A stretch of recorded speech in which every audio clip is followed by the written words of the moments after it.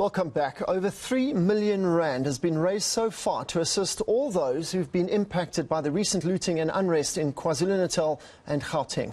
UNICEF is partnering with various brands. Deputy Representative of UNICEF South Africa, Muriel Mafiko, joins me now to tell us a little bit more about this initiative. Good evening to you, ma'am. Thank you very much for chatting to us. Practically, what are you offering and how are you going to roll this out? Thank you very much, first of all, for inviting UNICEF to join you this evening, and good evening to your viewers.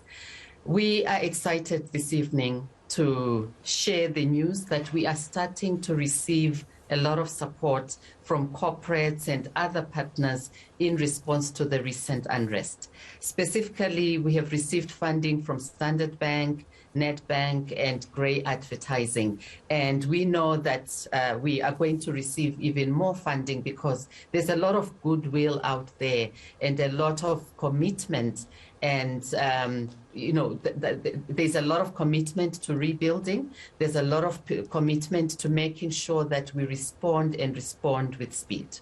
So we are really delighted that the corporates are already coming through with concrete support, which will help us to address the immediate needs of communities in the affected areas.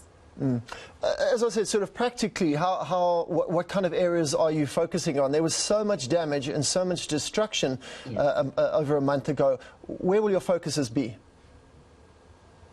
So we are focusing on issues to do with hunger. I think hunger has become a topical issue in South Africa now. The recent studies that have been done are pointing to about 10 million people that are actually food insecure.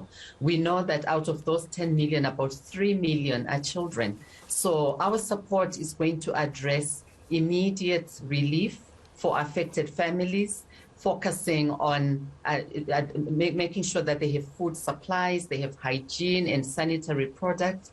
We are also looking at support for some of the small businesses that were impacted, especially the street vendors. We have a partner, Action for Conflict Transformation, that will be working with those communities. Then in terms of community radio, which we all know plays a critical role in our communities, we are going to be supporting the rebuilding of the community radio stations that were looted and damaged during the recent unrest. And then in the area of social cohesion, which is so critical right now, we will be working with faith-based organizations in making sure that there is community dialogue, psychosocial support, as well as counseling for affected communities. In the area of education, which is really another sector that was impacted with about 130 schools that were damaged in KwaZulu-Natal and 4, I believe, in Gauteng during the recent unrest. So our support will be to ensure that those schools are helped to resuscitate lessons, make sure that they are back and running, and that we are providing as well the psychosocial support that is needed by the children and educators in those areas. Now, obviously, UNICEF is a global organization. Will you be using sort of South African subsidiaries to administer all these actions that you're planning to do? Is that how it works? Practically, is that how it works? We have an office based here in Gauteng, so we are based in Pretoria, and we've had a presence for many, many years. So we will be working with our partners on the ground because we depend on our local partners.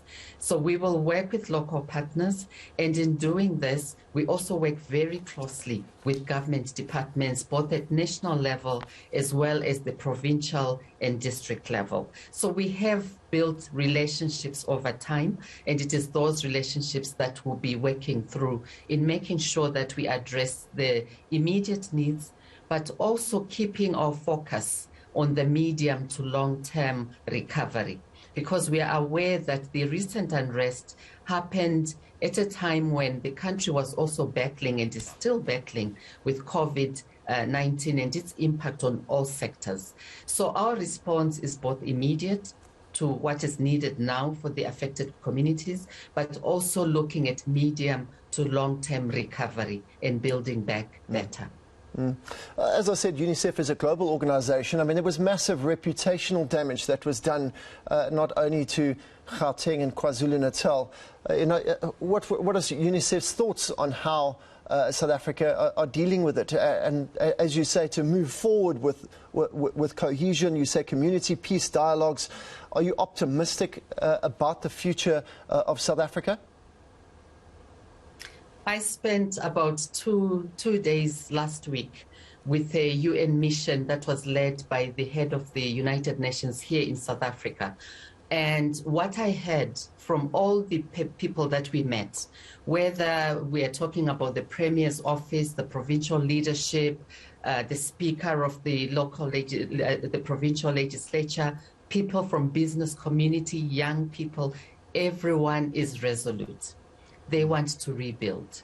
They want to ensure that the province, the country recovers, and they want to make sure that the recovery brings along everybody, that it is inclusive, and it addresses the inequalities and disparities which fuel this kind of unrest that we witnessed in the last few weeks. So I am encouraged, and I'm sure many people are, and that's why even the solidarity that we are seeing from the private sector, from the community-based organizations, from individuals in KwaZulu-Natal who are committed to rebuilding and committed to social cohesion. And just in closing, what kind of timelines have you set? Is this set to start immediately? We have actually started. We have started. As I speak to you, we have a team that is currently in the province, working with the local authorities, working with local partners.